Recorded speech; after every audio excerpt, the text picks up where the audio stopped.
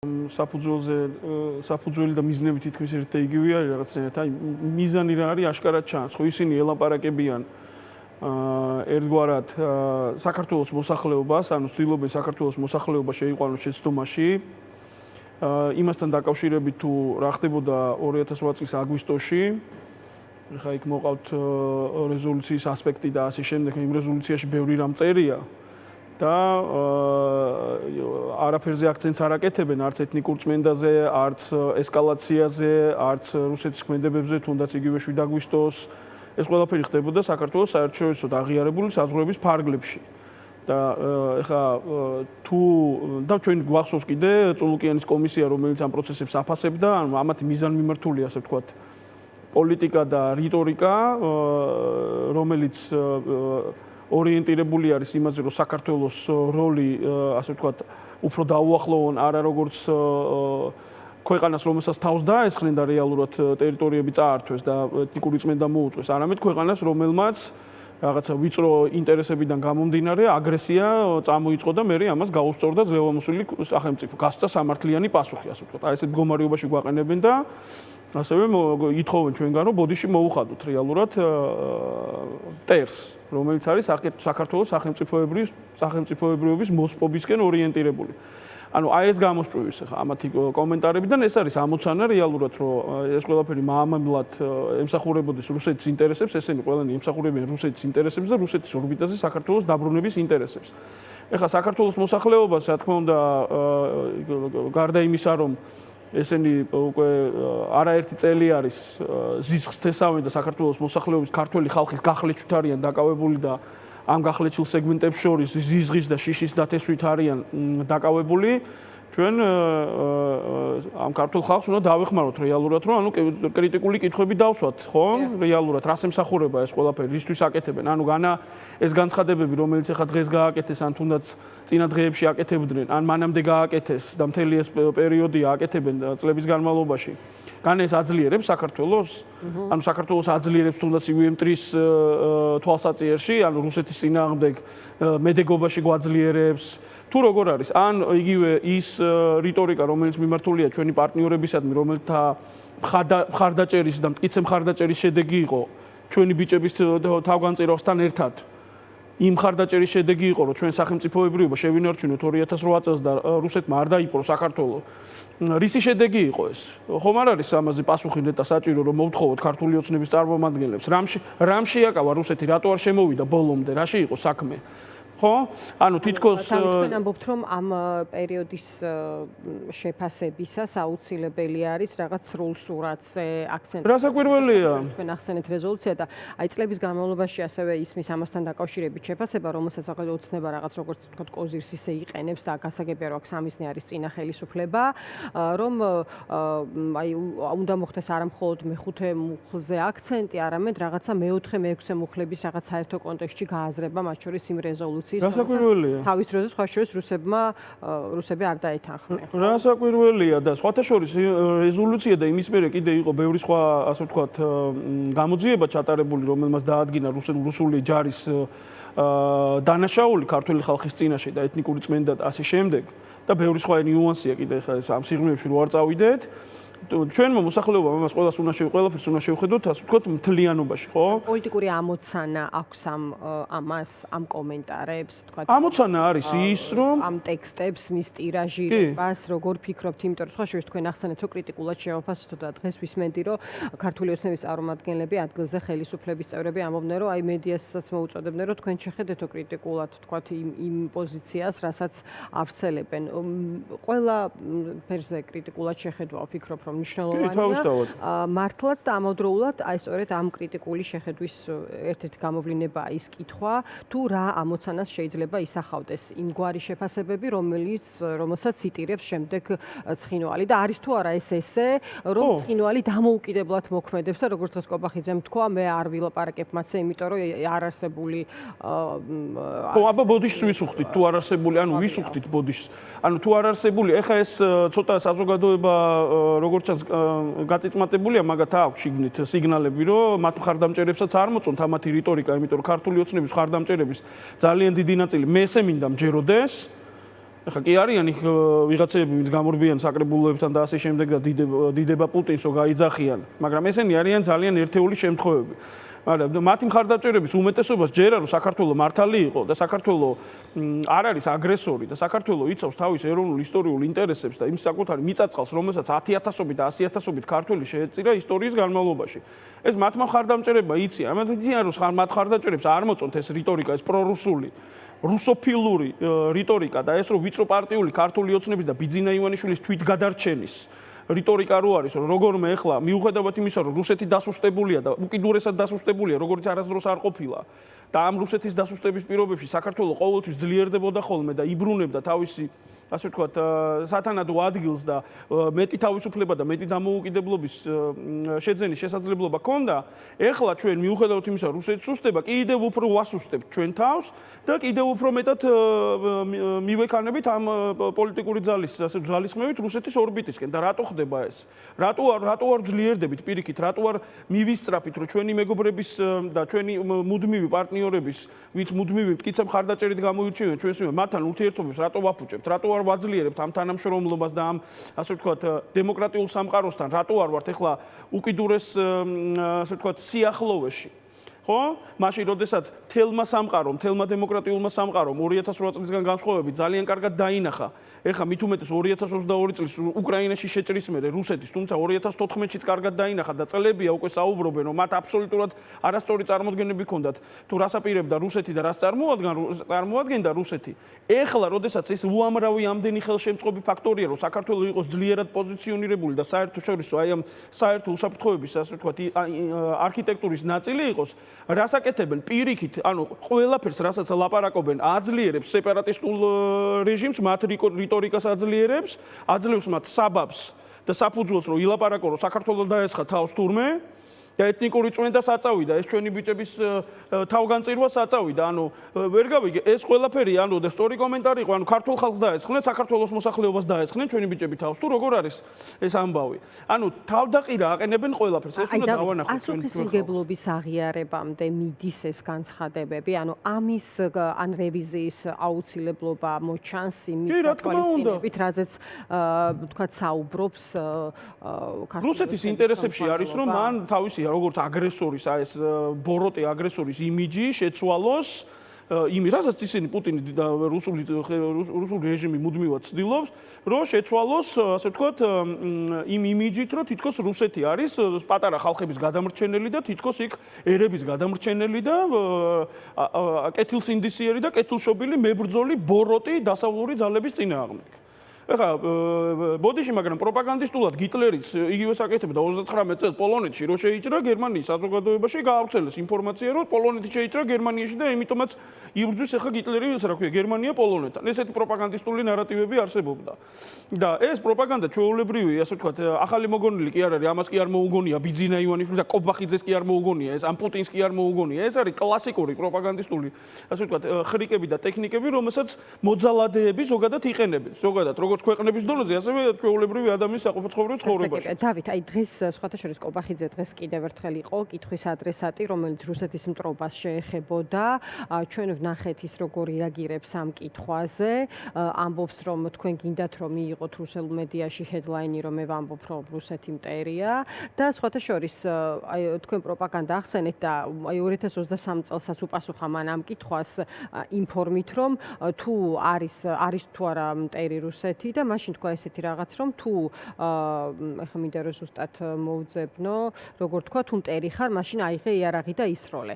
ანუ შეფასების კავშირი ესკალაციასთან, ანუ ასე საკითხის დაყენება, როგორ ფიქრობთ, ანუ აი რის მიმართ მოწყვლადობას თქვა აჩვენებს ეს ამბავი, აი რაზეც დღეს კობახიძე ლაპარაკობდა შინდიში, რომ არ ვიტყვი მე ამას და მე აგიხსენით თქვენ რა არის ამის მიზეზი. ხო, ყველაფერს თავის სახელი უნდა დაერქვას, ეს იმას არ ნიშნავს, რომ მტერს დაარქვევ და ეხლა უნდა ახტე და გაეკანო და დაეჯახო.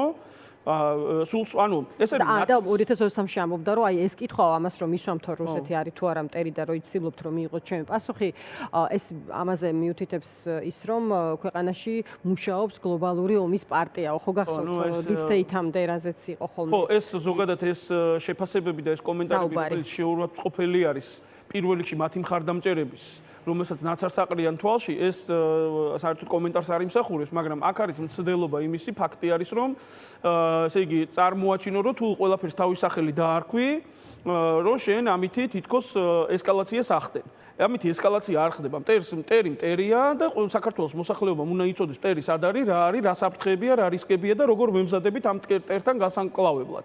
ეხლა საქართველოს შეიძლება ბევრი მტერი ყოლია, მაგრამ ეხლა არარაციონალური ხელისუფლების პირობებში და გაუგებარი რაღაცა მოცემულობების და ქაოსის პირობებში არ ვიცი რა მოხდება, მაგრამ მდგრადი, კარგად გააზრებული, თანმიმდევრული და მწყობრი სახელმწიფოებრივი პოლიტიკის ფარგლებში აქ ეს რისკები არ არის, რომ ეხლა გაქანდე და რაღაც სიგიჟეები გააკეთო, ხო? მტერს უნდა დაარქვა მტერი, ასე უნდა ემზადებოდე, ძლიერდებოდე ყველა თვალსაზრისით, როგორც ეკონომიკური, ასევე თავდაცვითი უსაფრთხოების თვალსაზრისით, მმართველობის თვალსაზრისით, უნდა ყავდეს ძალიან ძლიერი მეგობრები, უნდა კონდეს სერიოზული შეიარაღება, რომ ეს მტერი შენ საბოლოო ჯამში კიდევ ერთხელ არ გაბედოს შენზე თავდასხმა და კიდევ საბოლოოდ არ მიიყვანოს ის თავის იმპერიული მიზნების რეალიზაციამდე. ხო, სხვაშორის ეს სხვადასხვა საკითხზე საუბრის. ოღონდ ეგენი მაგას არ აკეთებენ. ყოველთვის მე ხშირად ვიმეორებ ამას და ახლაც ვიტყვი, რომ რა კარგი იქნებოდა, რომ ყველა საკითხზე ოპონირება იყოს ამ სტუდიაში და მათ შორის იყვნენ თვითონ ოცნების წევრები, მათთან აფილირებული ექსპერტები თუ სხვა პირები, რომლებიც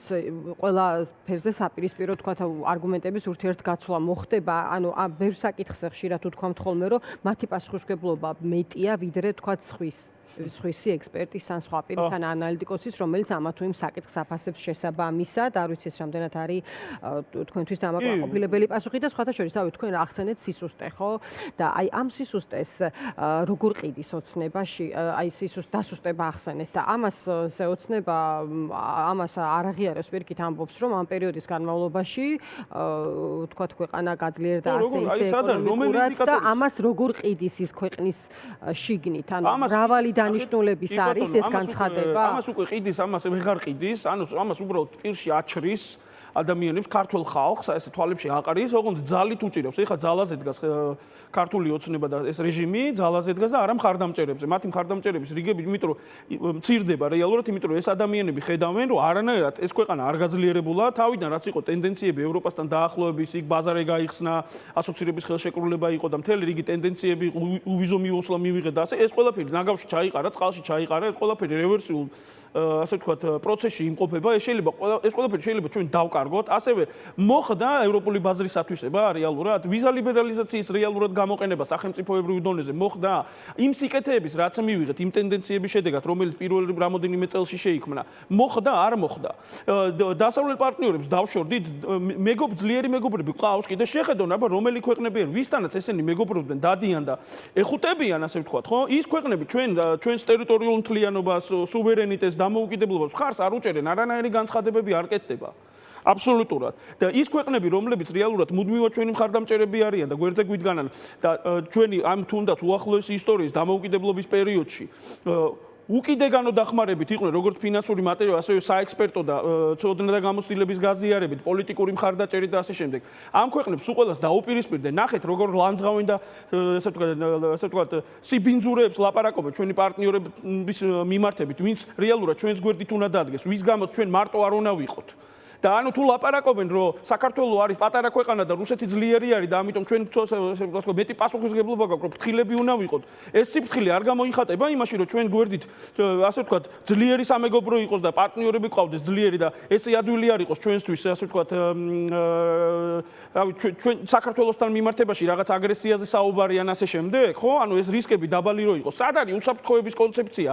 ეროვნული უსაფრთხოების კონცეფცია, სად არის, სად წერია, რა ვინ არის ჩვენი მტერი და რა არის ჩვენი გამოწვევები და რას ვაკეთებთ ამასთან მიმართებაში. თავდაცვის სამინისტროზე რო ლაპარაკობდა და ამაზე ხო ამის პასუხი ხომ არის ის განმარტება, რაც დღეს შინდიში ქონდა კობახიძეს რუსეთის მტრობასთან დაკავშირებით, რომ არ არის ინტერესში, რომ ამაზე იყოს ლაპარაკი, იმიტომ რომ ეს შეფასებით ეს იქნება პოლიტიკური განცხადება, რომელსაც ნაბიჯი უნდა მოყვეს. აი ეს რა ვიცი, აბა რუსეთი როდის უფრო იქნება გათამამებული, როდესაც დასავლეთთან ჩვენ ვიქნებით დაპირისპირებული და ყველა ხიდები ჩაჭრილი გვექნება ამერიკიდან და დაწყებული, ევროკავშირით დამყარებული და რავი, ყველა დასავლური ქვეყანა, იაპონიის ჩათვლით თუნდაც.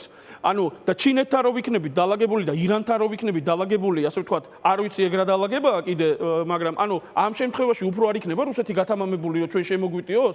ან ესენი რო დადიან კიდე ჯგრო რო დადეს ვიღაცა ხალხის, სხვა ყოფილი სამხედროებიც არიან, სამარცხვინო, რო დადიან და საქართველოს ნეიტრალიტეტზე რო ლაპარაკობენ, სრულიად დასუსტებულ კორუფციაში გამომპალი თავდაცვის სისტემით და უსაფრთხოების სისტემით, პოლიტიზირებული და აი აბსოლუტურად მართლობითი თვალსაზრისით გამომპალი სისტემით ჩვენ ნეიტრალური საქართველო როგორ უნდა ვარსებობდეთ? ერთი ძალიან მაინტერესებს მე აი იმ ბიუჯეტით რაც ჩვენ გვაქვს და იმ შესაძლებლობებით რაც ჩვენ გვაქვს და იმ დემოგრაფიით ასევე რასაც ეს ამათი პოლიტიკა უწყობს ხელს ჩვენი ხალხი რო გარბის და სხვა ხალხი 10,000-ობით რო ჩამოდის იგივე მტრული სახელმწიფოდან ან თუნდაც არამტრული სახელმწიფოებიდან რო ჩამოდი ქართული მიწის ასე ვთქვათ მიწაწყლის გაყიდვაზე რო იყო საუბარი ერთ-ერთ მე მახსოვს ძალიან კარგად რომ ქართული ოცნების ასე ვთქვათ პროგრამაში ეწერა რომ ეს რა ქვია ქართული მიწის გაყიდვის თემა უნდა სად არის ქართული მიწას ყიდიან ისე როგორც დაგიბარებია და ამას ჩვენ ყველაფერს კარგად დავინახოთ ძალიან მალე ანუ ყველაფერი უკუღმა არის ეს უნდა დავანახოთ ჩვენ ქართულ ხალხს ანუ აი აქეთ ოპოზიციურ საზოგადოებას გვაქვს ძალიან დიდი პასუხისმგებლობა რომ ჩვენ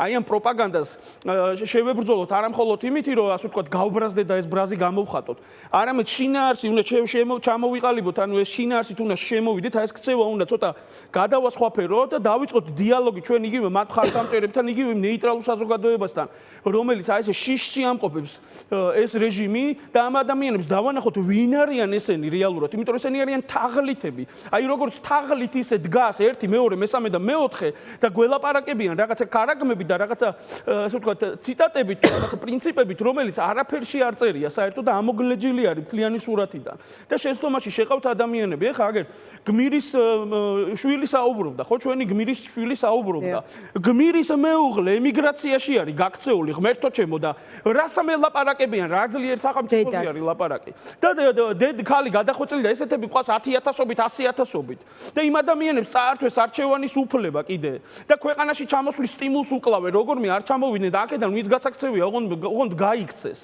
და ამ დროს ყავს 10,000-ობით რუსი აქ რომელიც მე არ ვიცი ანუ ეს დემოგრაფიულად ნორმალურია ეს ხო ყველანაირ ქსენოფობიაზე იმას რომ თავი გავანებოთ უბრალოდ დემოგრაფიული ასე ვთქვათ ტექტონური ძვლები შეიძლება მოხდეს ხო არა მარტო რუსები კიდე სხვა ეროვნების ხალხი ჩამოდი მასიურად შემოდინება ხდება ანუ ვერ გავიგე ეს არის გაძლიერება საქართველოში ანუ ქართული ოცნების მხარდამჭერებს ვეკითხები ეს არის ძლიერი საქართველო ეს ეკონომიკა არის მაცივარში რო იხედებიან ეს არის ძლიერი საქართველო საჭმელია აქვს კარგად აქვს შემოსავალი ვის ხელში არის რეალურად საქართველოს ეკონომიკა და ვის ხელში არის მთელი ის დოვლათი ვის ხელშია და საერთოდ სად მიდის ეს დოვლათი რო ეკონომიკურ დაზე რო ლაპარაკობენ სადმე ნაწილდება ესე რა ქვია დეცენტრალიზებულად ნაწილდება რამე დოვლათი სადმე რომელიმე მოსახლეობაში შემოვიარეთ რეგიონები და ხალხი არის უკიდურეს გაჭირვებაში იქ მე ბოლხენილი ადამიანი იქ მე არ მინახია თუმცა ვნახე ნეიტრალური განწყობის და ასე ვთქვათ ადამიანები რომლებიც ასე ვთქვათ თავის კეთილდღეობით არიან დაკავებული და არ აქვთ არანაირი კეთილდღეობა და რას გველაპარაკება ეს და გმირის შვილი აგერ